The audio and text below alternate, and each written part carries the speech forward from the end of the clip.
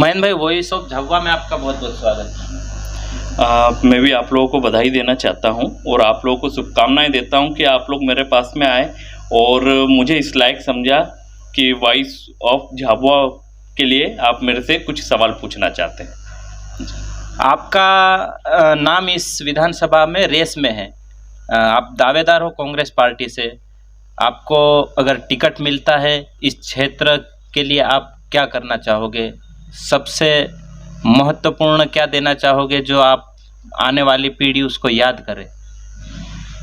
अगर कांग्रेस पार्टी मुझे इस लायक समझती है कि मैं कांग्रेस पार्टी से उम्मीदवार हो सकता हूं या मुझे चयनित करती है, तो मेरा सबसे पहला प्रयास यही रहेगा कि जो आदिवासी समाज का प्राथमिक स्कूल है, प्राथमिक शिक्षा का सुधार करना मेरा सबसे पहला प्रयास रहेगा।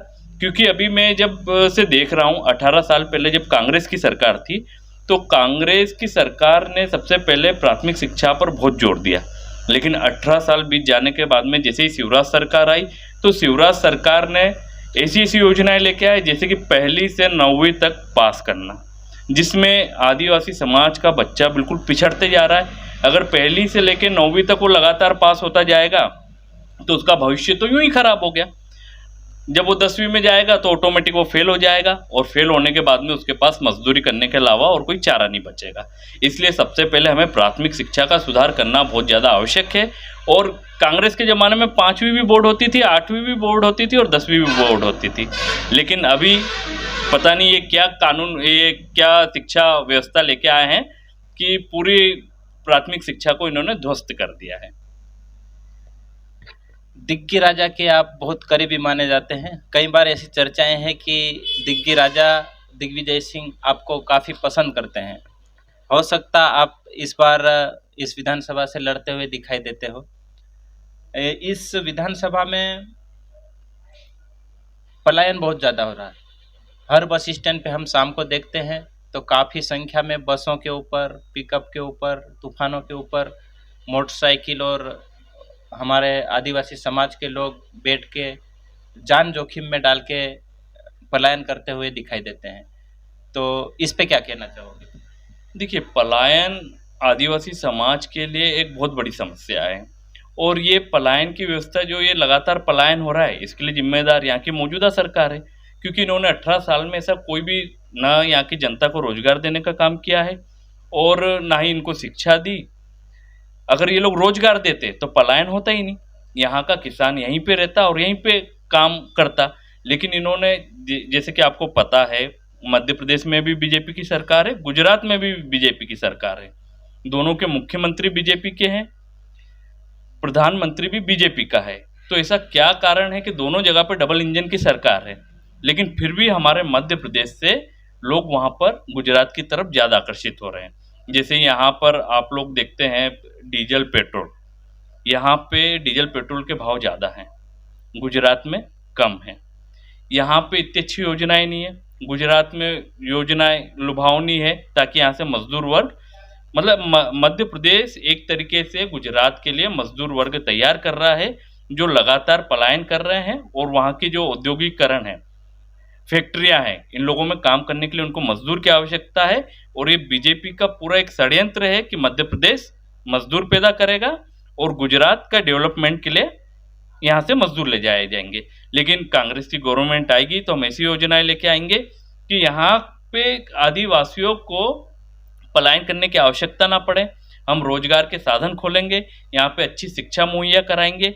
और जैसे कि जो अभी बिजली की कटौती होती है, तो यहाँ पर हम 12 घंटे लगातार जो 5 हार्स पावर की मोटर चल सके, ऐसी हम बिजली की व्यवस्था सुनिश्चित करेंगे।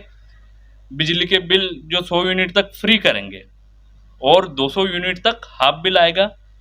किसानों पे जो कर्जा है, किसानों का कर्जा पूर्णतः हम माफ करेंगे। अभी क्या हो रहा है बीजेपी गवर्नमेंट पे कि जो किसानों का कर्जा है, तो वो लोग केवल उसके कर्जे का ब्याज माफ कर रहे हैं, ना कि पूरा कर्जा। तो इन दोनों चीज़ों में अंतर है। हम लोग, कांग्रेस की गवर्नमेंट आएगी तो कमलनाथ जी किसानों का पूरा की पूरा कर्जा माफ करेंगे और ऐसी सुविधाएं लेके आएंगे, ऐसे रोजगार लेके आएंगे कि यहाँ का किसान, यहाँ का मजदूर यहीं पे रोजगार प्राप्त कर सके और देश की उन्नति कर सके। 18 साल की बात करें, अगर उससे पहले देखें तो कांग्रेस की सरकार थी। उस समय पलायन को रोकने के लिए प्रयास नहीं किए गए। उस समय क्या वजह होगी कि कांग्रेस ने इस बारे में सोचा नहीं कि भविष्य में पलायन को रोक सके, ऐसी योजना उसी समय से बनाना शुरू नहीं किया? नहीं, ये चीज़ गलत है। माननीय दिग्विजय सिंह जी उस समय मुख्यमंत्री थे और माननीय दिग्विजय सिंह जी ने काफ़ी प्रयास किया कि पलायन को रोका जाए। इसका मुख्य कारण मैं आपको एक चीज़ बताना चाहता हूँ, संविदा शिक्षकों की भर्ती जो माननीय दिग्विजय सिंह जी के शासनकाल में हुई थी। उस समय पंचायत के सरपंच को ये अधिकार था कि वो शिक्षकों की भर्ती कर सके। वहाँ पे 500 रुपये में माननीय दिग्विजय सिंह जी ने घर घर पे शिक्षकों की भर्ती की थी, मतलब गांव गांव में शिक्षकों की भर्तियां हुई थी। और आज के समय में वो शिक्षक स्थायी होके और करीबन 50,000 रुपये ले रहा है। तो ये बहुत बड़ा योगदान है माननीय दिग्विजय सिंह जी का। और दिग्विजय सिंह जी ने उस समय पंचायत को पंचायती राज लेके आए थे। पंचायत को अधिकार होता था किसी भी कार्य को करने का और उनको मतलब वेतन उनको अच्छा मिलता था। जो आयोग से जो वेतन आता था पंचायती राज में काफ़ी सारी सुविधाएं, मतलब सरपंच बहुत सारे से काम कर सकता था। लेकिन अब वो ये इतने सारे काम वो नहीं कर सकता है क्योंकि उसके पास में फंड आता नहीं है। उसको अब जिला पंचायत से लेना पड़ता है, लेकिन पहले वो इसके अधीन नहीं था।